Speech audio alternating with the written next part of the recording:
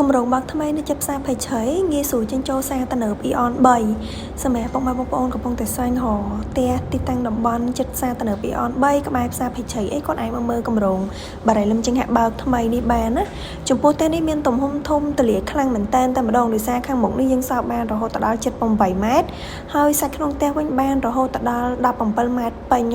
អញ្ចឹងសម្រាប់បងប្អូនចង់បានប្រភេទផ្ទះពេញខ្នាតធំទលាចាគាត់អាចមកមើលបានណាហើយឥឡូវនេះក្រុមហ៊ុនមានប្រម៉ូសិនពិសេសខ្លាំងមែនតើយើងប្រម៉ូសិនតម្លៃ 90,000 ជាងចុះសល់ 7,000 ជាងអីដែលកាន់តែពិសេសនោះគឺរំលោះដល់ការប្រាក់បានមួយឆ្នាំទៀតហើយលក្ខខណ្ឌចូលនៅបងប្អូនកក់មុនត្រឹម 5,000 នេះអាចចូលនៅបានណាហើយសម្រាប់នេះខ្ញុំបង្ហាញពីទស្សនវិជ្ជាដែលយើងដាក់លក់ជាក់ស្ដែងផ្ទាល់តែម្ដងស្រស់ស្អាតខ្លាំងមែនតើ